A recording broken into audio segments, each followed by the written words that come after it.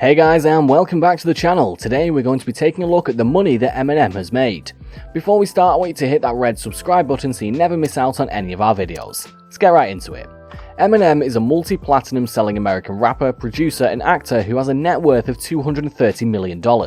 He's consistently one of the highest paid entertainers in the world. In a given year, Eminem makes around $20 million, and in years where he's actively touring to support an album, that number can easily approach $30 to $50 million.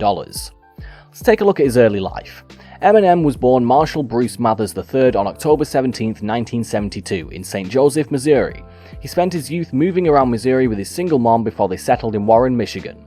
Before they divorced, his parents, Marshall Sr. and Deborah Debbie Ray Nelson, were actually in a band called Daddy Warbucks that performed around the Midwest, primarily at Ramada Inns. After the divorce, Debbie and Marshall shuttled back and forth between Michigan and Missouri, never staying in one place for more than a year, living primarily with family members.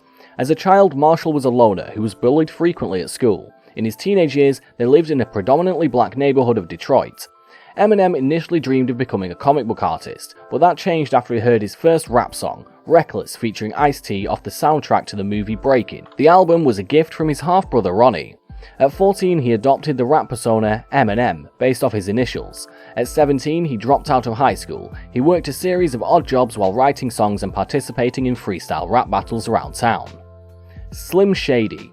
Marshall eventually gained recognition and respect from the local Detroit area hip-hop scene.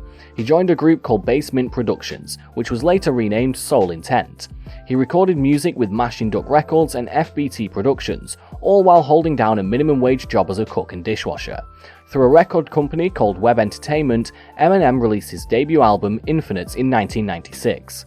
At some point around this time, he adopted the edgier, violent persona Slim Shady. As alter ego Slim Shady, he rapped about drugs, sex, violence, rape, and murder. In the spring of 1997, he recorded the Slim Shady EP, which was released that winter by Web Entertainment. In March 1998, Eminem was featured in the Source magazine's Unsigned Hype column. Not long after, he was evicted from his home and decided to travel to LA to compete in the Rap Olympics. He placed second, but more importantly, an Interscope Records staff member loved what he heard and passed the Slim Shady EP onto the company's CEO, Jimmy Levine.